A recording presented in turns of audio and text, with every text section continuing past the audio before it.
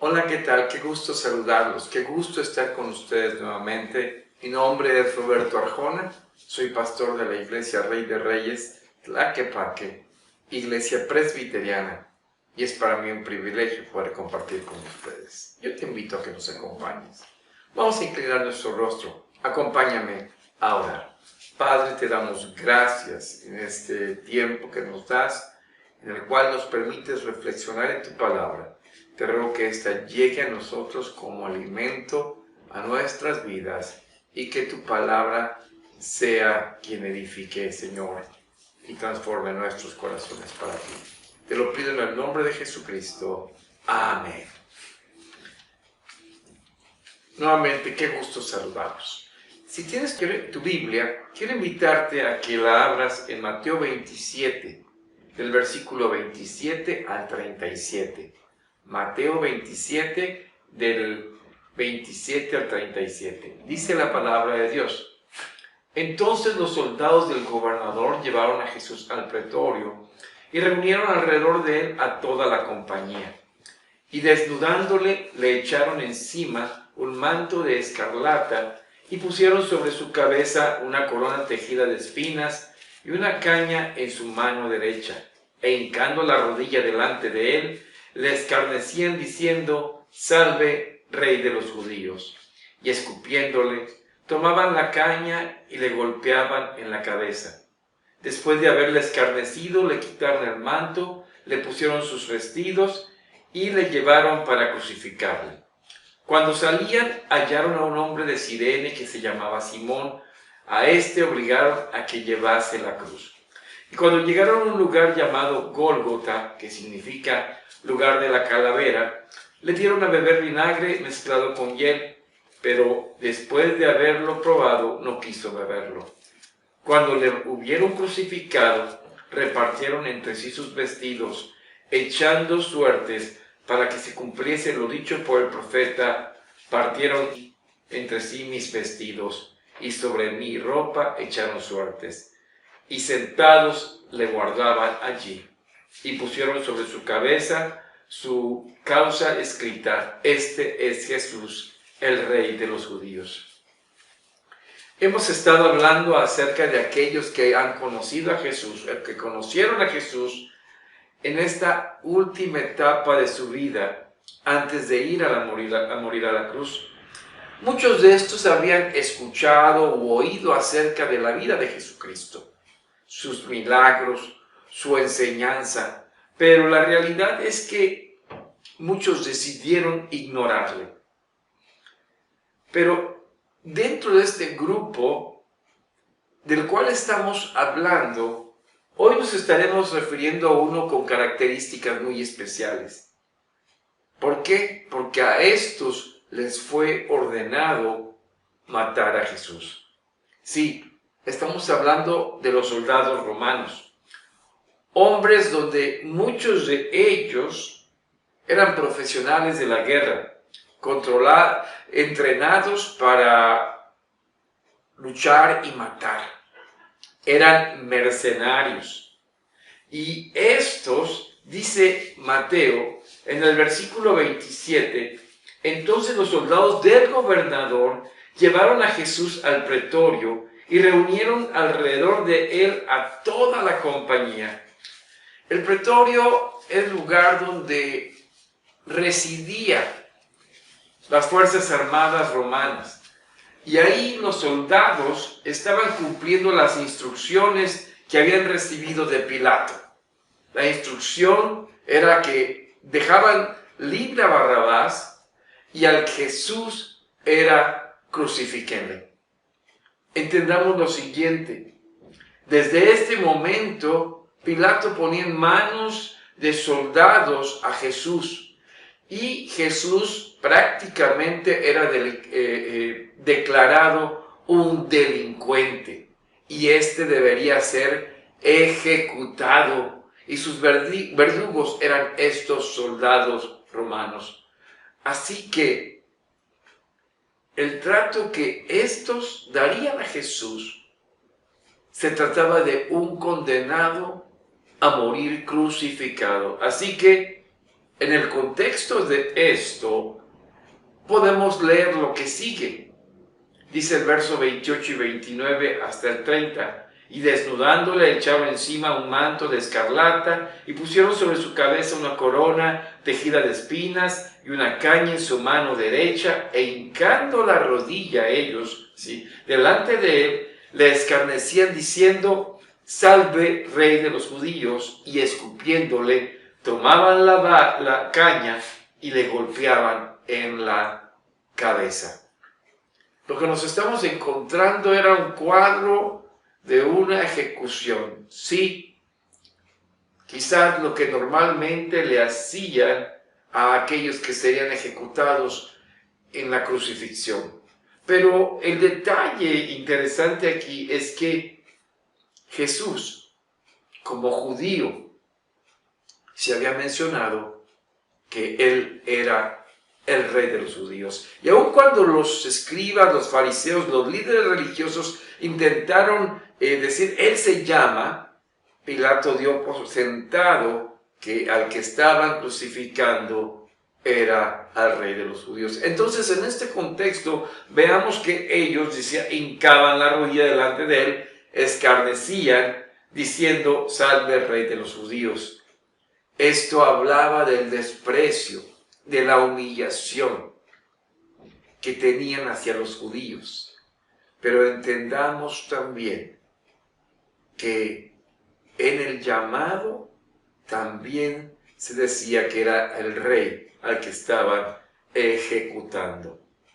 El texto nos dice en el verso 31 y 32, después de haberle escarnecido, es decir, burlado, le quitaron el manto, le pusieron sus vestidos y le llevaron para crucificarle. Cuando salían, hallaron un hombre de Cirene que se llamaba Simón.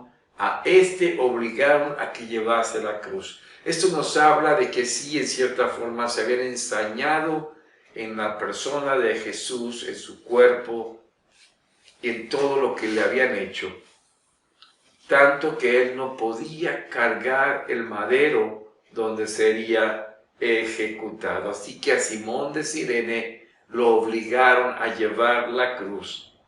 Cuando llegaron al lugar llamado el Gólgota, que es lugar de la calavera, lo clavan en la cruz, pero le tratan de dar vinagre, tratando de que todo esto él no lo sufriera tanto. Pero él se niega porque él sabía que cada paso de esa cruz tendría que sufrirlo. Así que, mis amigos, dice el verso 35, cuando le hubieron crucificado, repartieron entre sí sus vestidos echando suertes para que se cumpliese lo dicho por el profeta: partieron entre sí mis vestidos y sobre mi ropa echaron suertes, y sentados le guardaban ahí.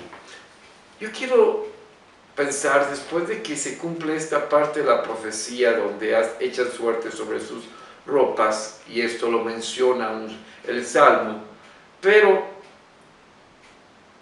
yo quiero ponerme a pensar y a reflexionar. ¿Qué tenían en su mente estos soldados? ¿Estarían reflexionando si estaría bien haber llevado a este hombre a la cruz? ¿Se darían cuenta que tenían enfrente al Creador, a la palabra de Dios viva, al Verbo humanado? ¿Habrán percibido algo diferente en este hombre que estaban ejecutando? ¿Saben? Yo pienso que no. No por otra cosa, sino porque ellos estaban consignados a ejecutar. Sí. A lo que yo quiero llegar hoy es que todo lo que estaba ocurriendo en ese momento y que estaba siendo dirigido por estos soldados, no era nada más para ellos que obedecer las instrucciones que les dieron: matar, ejecutar a este hombre que estaba sustituyendo a otro delincuente. Aún cuando en medio de esto se estaba haciendo una injusticia, entonces, ¿cómo podemos nosotros culparles a ellos haciendo esto? No me detendré en este detalle, en la culpabilidad de los soldados. Y déjenme decirles por qué. Isaías escribe en Isaías 53, versículos 4 al 6, lo siguiente: ciertamente llevó Él nuestras enfermedades y sufrió nuestros dolores, y nosotros le tuvimos por azotado, por herido de Dios y abatido. Mas Él herido fue por nuestras rebeliones, molido por nuestros pecados. El castigo de nuestra paz fue sobre Él, y por su llaga fuimos nosotros curados. Todos nosotros nos desviamos como ovejas, cada cual apartó por su camino, mas Jehová cargó en él el pecado de todos nosotros. Isaías está diciendo que el siervo sufriente que estaba siendo golpeado y llevado a ese grado de sacrificio, latillado, insultado, escarnecido, burlado, todo eso estaba haciendo por nosotros. ¿Por qué? Por nuestro pecado, por la maldad en nuestras vidas. Jesús sufrió la plenitud del sacrificio tomando nuestro lugar. Aun cuando los soldados fueron responsables de la ejecución, nosotros fuimos parte de ella, porque Él lo hizo por nosotros. Aun cuando no estuvimos físicamente presentes, estuvimos presentes, representados por Él, porque lo hizo por nosotros.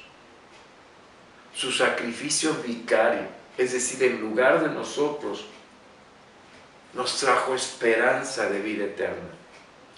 Muchos han intentado recrear el sacrificio de Jesús, como en películas, tratando de hacer muy vívido el sacrificio, otros en la vida real, pero ninguno de estos podría lograr lo que significó que Jesús fuera a esa cruz cargando mi pecado, tu pecado, nuestra maldad. ¿Sabes? Eso es imposible. No se puede representar la suciedad que estaba llevando a la cruz. Aun cuando señalaríamos a los soldados romanos de su actitud impávida y totalmente, ¿qué diríamos?, burlona. ¿Saben? Nosotros somos representados en esto, porque cuántas veces lo hicimos nosotros, no tomando en cuenta a Dios en nuestras vidas. Es más, hoy día mucha gente voltea a ver la cruz sin más interés, con poca significancia. Lo cierto es que esa cruz tiene todo un significado. El sacrificio de Jesús en esa cruz, su muerte, su sufrimiento, fue en nuestro lugar. Y si tú no lo habías entendido aún, déjame decirte que así lo hizo. Y lo hizo por amor, para que tú le conocieras, para que tú te rindieras a sus pies. ¿Sabes? Mateo escribe al final, en el verso 37, dice: y pusieron sobre su cabeza su causa escrita. Este es Jesús, el Rey de los judíos. Y sabes que ciertamente Jesús, el Rey de Reyes, estaba muriendo ese día en tu lugar y en mi lugar. Yo te animo a que hoy le conozcas, que hoy te rindas a Él, que confieses tu pecado, que le pidas perdón. Y que si ya le has conocido y ya es de veras tu Señor, compartas el mensaje de amor de Dios en Jesucristo al mundo. ¿Qué te parece si oramos? Padre, gracias, Señor, por recordarnos que ese sacrificio fue por amor en nuestro lugar. Ayúdanos a vivir una vida que represente esa convicción en nuestras vidas para agradarte, Señor. Gracias, Padre, que tu mensaje llegue al corazón de los que lo escucharon. En Jesucristo. Amén. Dios te bendiga.